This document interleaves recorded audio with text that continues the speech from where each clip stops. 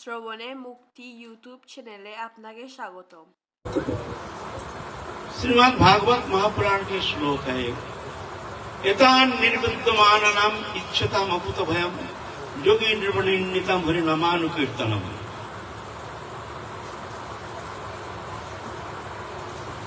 कहते मनुष्य जीवन में 3 प्रश्न है।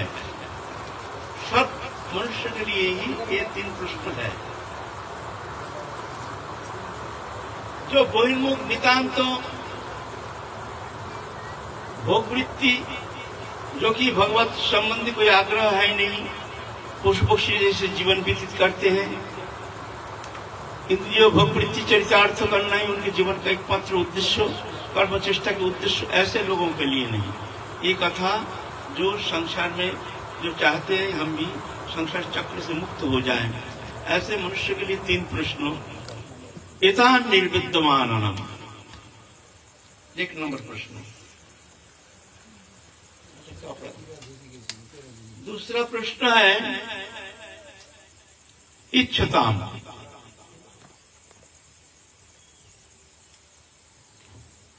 और एक प्रश्न है अकुत भयम। 3 प्रश्न।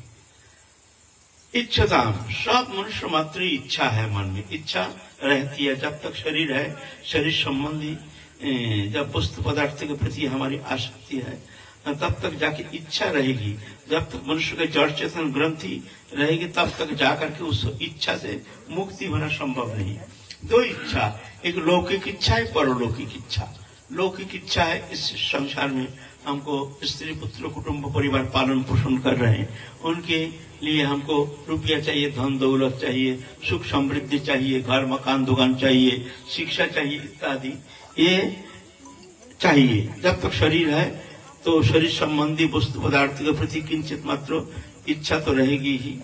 और दूसरी इच्छा है कि मरने के बाद हमारी क्या गति होगी, अच्छी गति होनी चाहिए, क्योंकि जन्म में भजन नहीं हुआ तो आगे हमारा क्या गति होगी, तो इसके लिए भी हमको अच्छी गति चाहिए ना, तो ये इच्छा रहती है।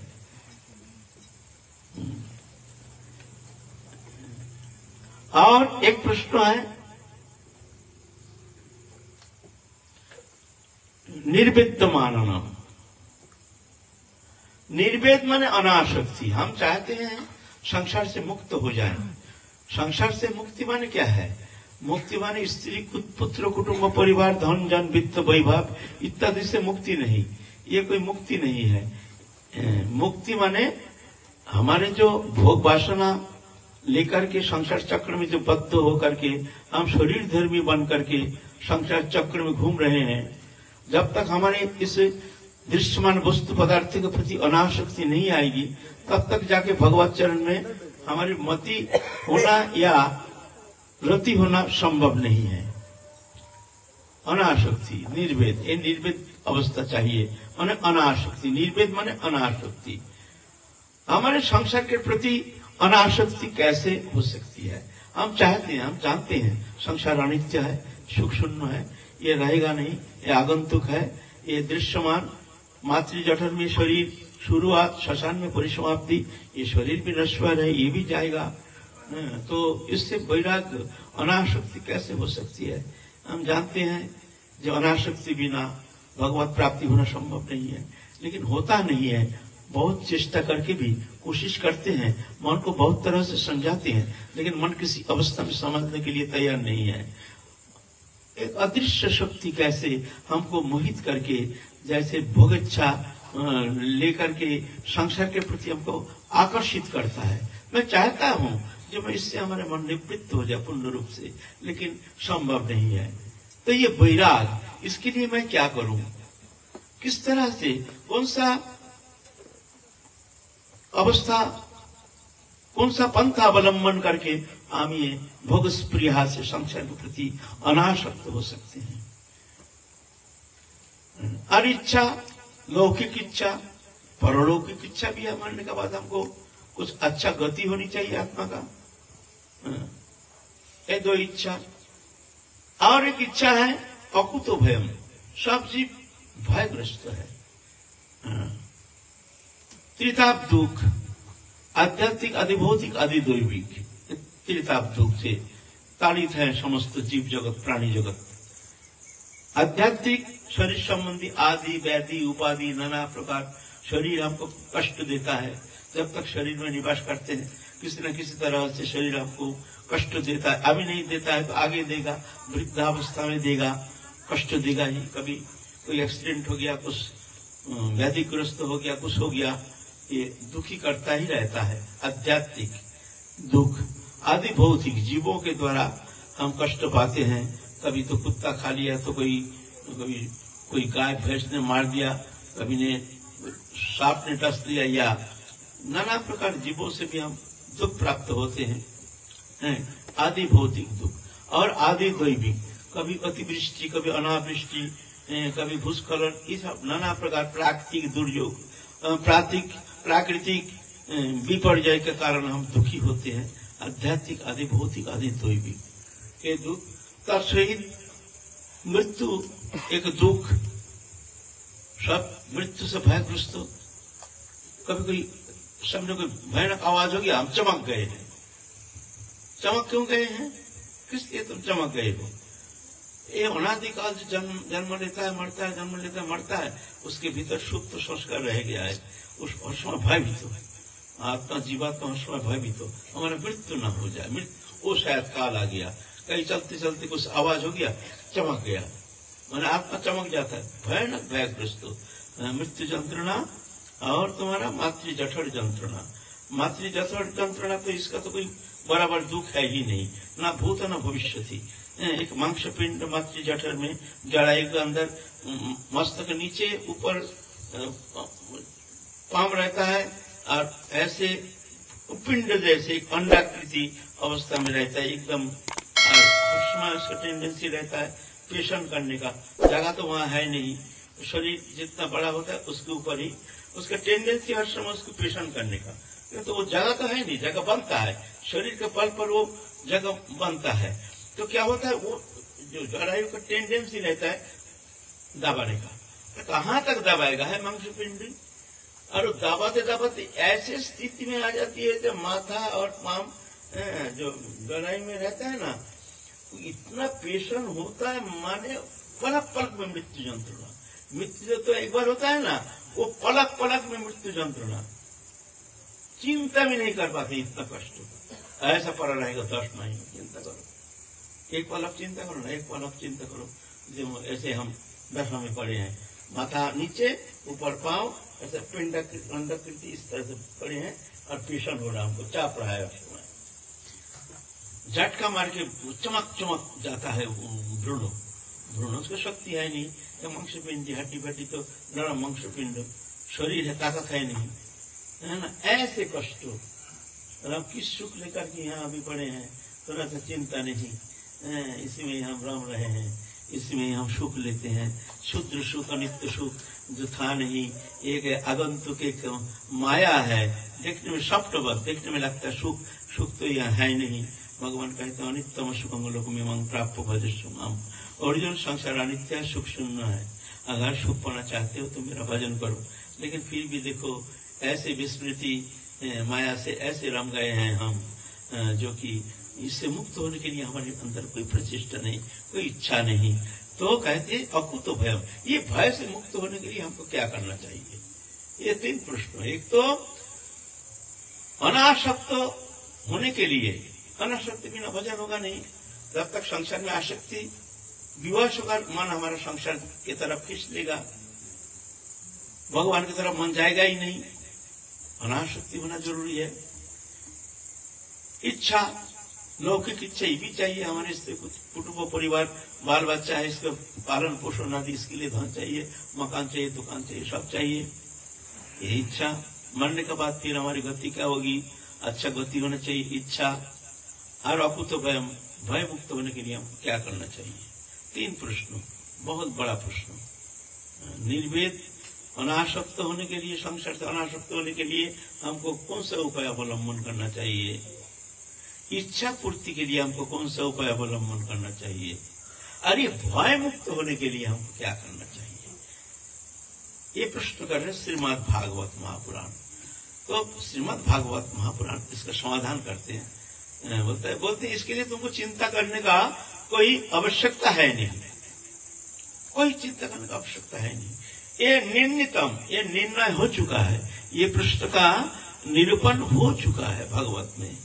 समस्त मुनि ऋषि सब निर्णय कर चुके हैं।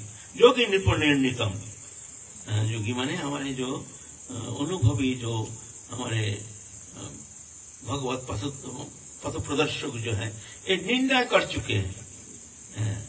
निर्णितम, निर्णितम माने अतीत काल, जो निर्णय हो चुका है, इसके लिए तुमको नया करके चिंतन करने का कोई अवकाश नहीं, ये निर्णय हो चुका है। बोले बताओ, जल्दी बताओ क्या करें, कौन सा उपाय अवलंबन करें? बोले हरिनामानुकीर्तनम, हरिनाम करो, हरिनाम करो, हरे नाम हरे नाम हरे नाम वो केवलम कलौ नास्त्यैव नास्त्यैव नास्त्यैव गतिरन्यथा।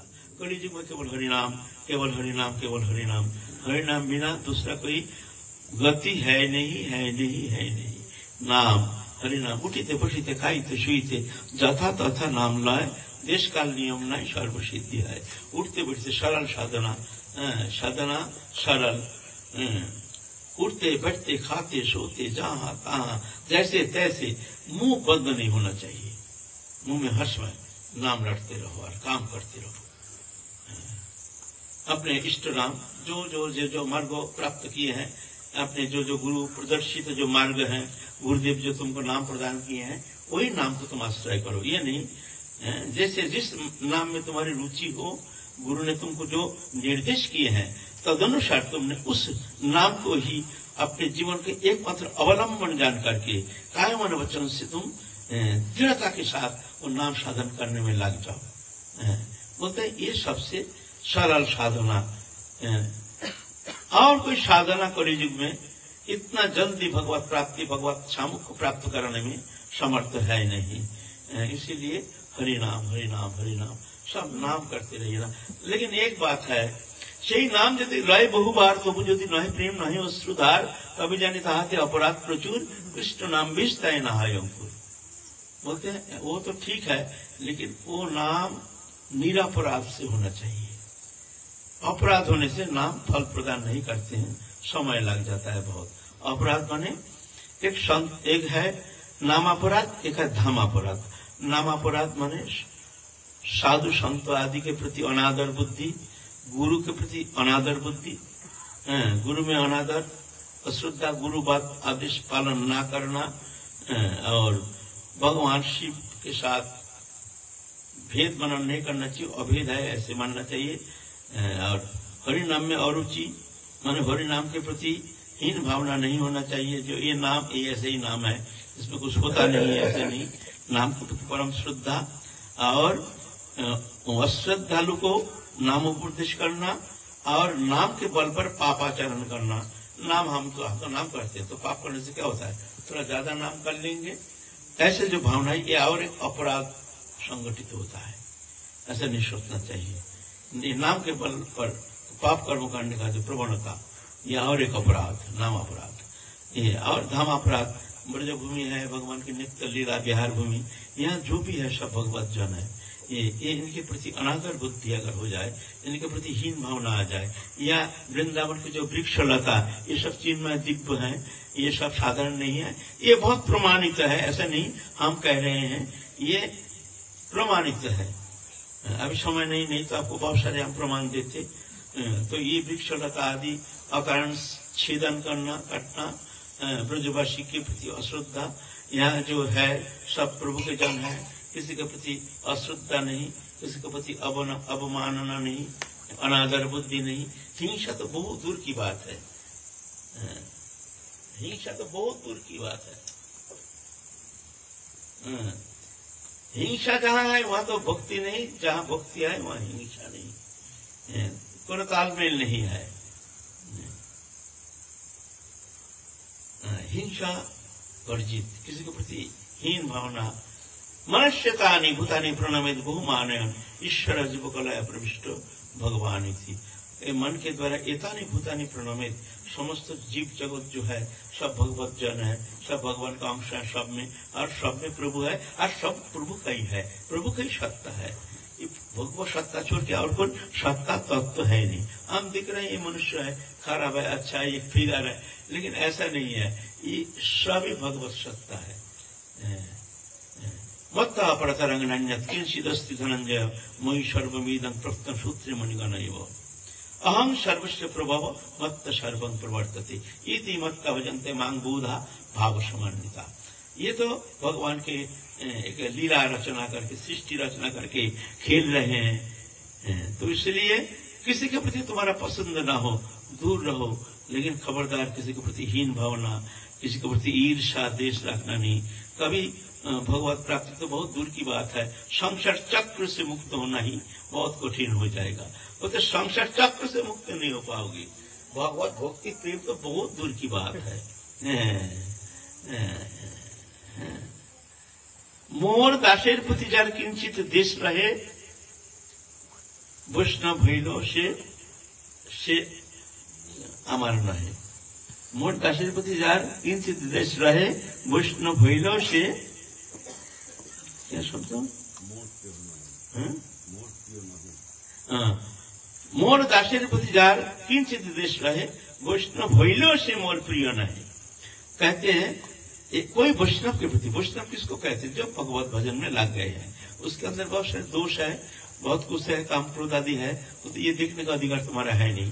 तुमको समझना चाहिए ये प्रभु की जन है, इसलिए इसके प्रति देश बुद्धि करना अनुचित है, तो कभी तुम्हारा भजन होगा नहीं। भगवान कहते हैं वो हमारा है, संसार में सभी जीव हमारा है। जब हमारे चरण में शरण ले लिया है, ये मेरा है ना। ओपी चित सुदुराचार भजत माम अनन्य भाग साधु सम्मंतव्य सम्मक भविष्यति क्षिप्रंग भवति धर्मात्मा शांति निगच्छति कुंतो प्रतिजानी न में भक्ता प्रणश्यति।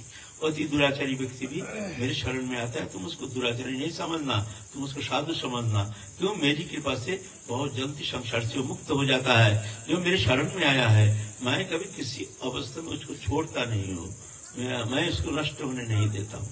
इसीलिए तुम्हारा पसंद नहीं आ जाए ठीक है, कोई बात नहीं, लेकिन खबरदार मन में देश बुद्धि रखना नहीं।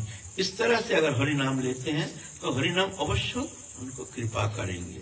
कलियुग, इसलिए कलियुग में एकमात्र हरि नाम सरल सहज साधना। काम करते रहो, नाम करते रहो। संसार के लिए काम, भगवान के लिए नाम। काम भी चलता रहे, नाम भी चलता रहे, तो दोनों काम तुम्हारा हो जाएगा, अर्थ भी होगा, परमार्थ भी होगा, है ना। ये समय का इंतजार नहीं करना, तो आगे सामने अच्छा दिन आ रहा है, फिर जाके वृंदावन में जाके को भजन करेंगे। ये काम को सिमट करके बस बेटा बेटी को ये सब इस तरह से सब समाधान करके वृंदावन में जाकर के हमको भजन करेंगे। ये स्वप्न मत देखना, वर्तमान को पकड़ो। वर्तमान एक एक पल, एक एक क्षण बहुत अनमोल है, इसीलिए भविष्य के इंतजार नहीं, वर्तमान में चलते रहो किसी भी अवस्था में। अगर शुभ दिन आ जाए तो बहुत सुंदर बात है, लेकिन शुभ दिन के इंतजार में वर्तमान को जो उपेक्षा करता है वो वंचित होता है। शुभ दिन किसी का हाथ में आया नहीं, तो इसीलिए हरि नाम हरि नाम हरि नाम ही केवलम। हरे कृष्ण कृष्ण कृष्ण हरे हरे, हरे राम राम राम हरे। जय जय श्री राम। बोलिए सद्गुरुदेव भगवान की जय। Subscribe to our YouTube channel. Thank you.